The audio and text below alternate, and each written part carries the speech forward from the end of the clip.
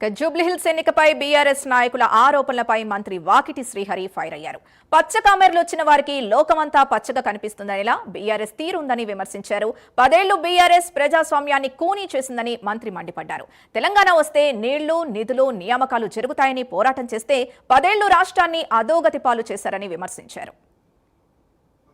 జరిగినటువంటి ఉప ఎన్నిక అయిపోయిన తర్వాత సాయంత్రం ప్రెస్ మీట్ పెట్టి తెలంగాణ భవన్ లో ఆర్ఎస్ ప్రవీణ్ కుమార్ గారు, లక్ష్మారెడ్డి మాజీ మంత్రి గారు, అదే మాదిరిగా దాసోజు శ్రవణ్ ఎమ్మెల్సీ గారు ఏదో రాజ్యాంగం అంతా చిల్లరమల్లర చేశారు, ప్రమాణాలు లేవు, ప్రామాణికాలు లేవు, రాజ్యాంగాన్ని తుంగలో తొక్కారు, డబ్బుల సాంప్రదాయాన్ని బయటికి తీశారు, చిల్లర సాంప్రదాయాన్ని బయటికి తీశారు. ఇక రకరకాలుగా గుండాయిజం, రౌడీయిజం, ఇంత బీభత్సమైన ఎన్నికలు ఎప్పుడు చూడలేదు.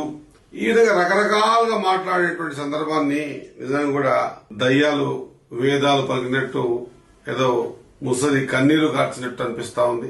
ఒకసారి చూసుకోవాలి, 10 సంవత్సరాలు అధికారంలో ఉన్నప్పుడు ఇంత స్పష్టంగా ఈ రోజు ఎన్నికల కమిషన్ ఇచ్చిన తేదీ నాడు జరిగిన బై ఎలక్షన్స్ లో ప్రజల తీర్పు బీఆర్ఎస్ కి అనుకూలంగా లేదని తెలుసుకున్న తర్వాత ప్రజాప్రభుత్వం కాంగ్రెస్ పక్షాన ఓటరు తన ఓటును వేస్తున్నాడని గ్రహించినటువంటి మా సోదరులు ఇక ఏదో ఒక నెపం దొరకాలి, ఆ నెపం మీద దొబ్బాలనేటువంటి ప్రయత్నం, ఇలాంటి ప్రయత్నాలు గతంలో సమాజం తెలుసుకోనప్పుడు అని నిజంగానేమో వీరు చెప్పిన మాటల నిజముందేమో అనేటువంటి భావనతో ప్రజలు ఉండేది. సోదరులారా, ఒక్కసారి ఆలోచన చెయ్యాలి.